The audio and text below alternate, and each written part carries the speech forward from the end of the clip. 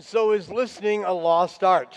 Maybe so, maybe not all the time. We have what's sometimes called selective listening. But I want you to take this challenge tonight. It's now 5:17, 9 o'clock tonight. And if you're still awake, 9 o'clock tonight, I want you to talk to someone who's here at church with you tonight in this church. Your spouse, your parents, your friends, whatever. Ask them at 9 o'clock tonight, what were the first readings about at Mass? What did Father Bill have to say? Now, it might work tonight because I'm telling you this and I'm challenging that. But I know that so many times just coming to Mass on a regular basis, which is the right thing to do, and of course I'm glad you're here, becomes very routine. We get here at 5 o'clock. We know there's 3 readings. There's a sermon. That's about half the Mass, and then we switch into the communion part. But oftentimes we're thinking about where we're going to dinner afterwards. What do we have to do tonight? Students do have to get homework done before tomorrow morning, whatever. And so sometimes listening just doesn't happen very well. Or sometimes what happens is we take one word, we hear one word, and we go off in a tangent that has nothing to do with reality. That happened this week. We got home from Italy on Wednesday night around 10 o'clock at night. We'd flown from Rome to Atlanta, Georgia, Atlanta to Las Vegas.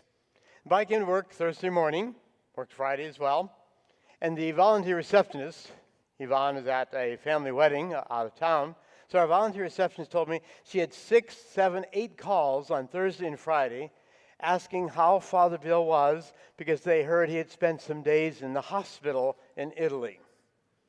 That's not true. How did that start?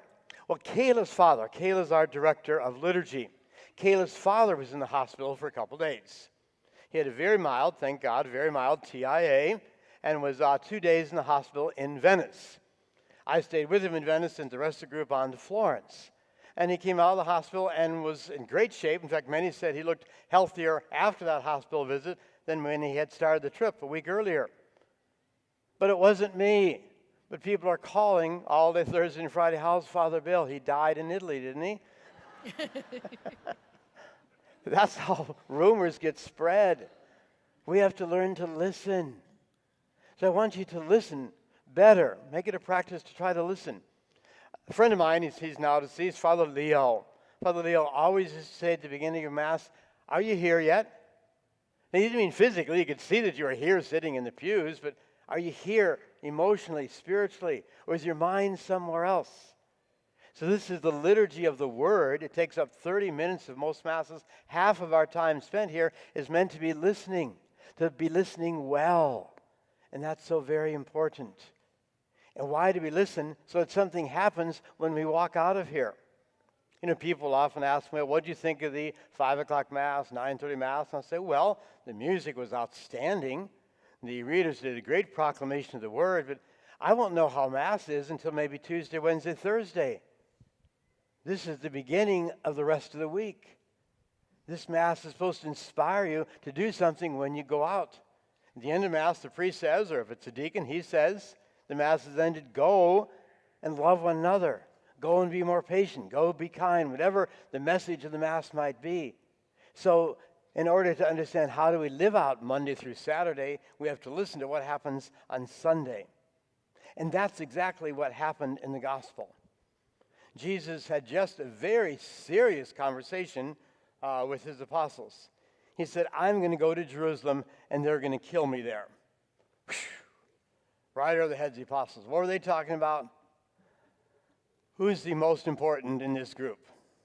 I think Peter's the most important. He's the one that Jesus called Rock. But Andrew was the first apostle. I think he's more important. But we know he likes John. Jesus had just said he was going to be murdered. And they're worrying about the rank and position and power and prestige and so on. Now, what I'm going to tell you next is not the truth. But I'm sure I'm going to hear rumors about it during the week. Let's say I told you tonight that I have a few months to live because I have an overgrown toenail. And you heard that and you said, oh, that's nice. Oh, have you seen any good movies lately, Father Bill? What? Hope you'd be a little bit concerned that I'm going to die in a couple months. That's what Jesus must have felt like. I just told them I'm going to be crucified, executed, and they're worried about position and rank. So we need to listen. We need to listen to God, especially through Scripture and through prayer and the very few moments of silence that we build into our Mass. Not many moments of silence, but a few. Time to listen. I'll recall you to that challenge at the end of communion today. And then, so Jesus said, okay, what are you guys talking about? He knew what they were talking about. He didn't need to eavesdrop. He knows everything that's going on. They were talking about position and rank. He said, that's not it. That's not what my kingdom's all about. The Gentiles love to lord it over others. They love titles. They love to boss people around. Not in my kingdom. In my kingdom, it's about ministry. It's about service. It's about helping people. It's ministering to others. It's not having to be, the center of attention. Not having to have everyone listen to you or see you or watch you do big things. It's all about ministry, serving others. The beautiful example Jesus gave at the Last Supper, washing the feet like a common servant. So then he took a child, and put the child in front of them and said, see this child? That's what you're supposed to be like. The innocence of children, the innocence of children. And when Jesus said, unless you become like little children, you're not going to enter the kingdom of heaven, he didn't mean that we should be immature all our lives, act like a bunch of babies. He was saying, no, look at a child and a child's innocence. Now, I know children can, be difficult at times. You who are parents know that, but especially a little child. We're all born innocent. And children are so inclusive. They are colorblind. They are religion blind. They don't care what your background is or what you do or who you love or what your skin color is or where you pray on a weekend. You're just someone to talk to. They're so inclusive. They'll talk to trees. They'll talk to the clouds. They'll talk to a little bug, whatever. Everything's wonderful. Everything's full of awe. And somehow we lose that. I've been involved for probably over 40 years with a group called the Interfaith Forum of Southern Nevada. Every fall, and we'll have a schedule out, I think, in next week's bulletin, of these talks given every fall. I represent the Catholic Church. Other members on this forum are from the Muslim faith, Islamic faith, Jewish faith, Baha'i, Buddhist, Protestants, Scientology, all saying we have so much more in common. Let's share our thoughts on this particular topic. Well, every summer they have a program for teenagers, and it's called Nobody is Born a Bigot. And it's held up at Mount Potosi for any teenager wants to attend. Nobody's born a bigot. We're all born equal. We're all born as children of God, but we are taught bigotry. Now, I'm not saying your parents sit you down and say, this is bigotry class 101. But they hear what you say about other people. They see how you treat others. We don't talk to these people because their skin color is different than ours.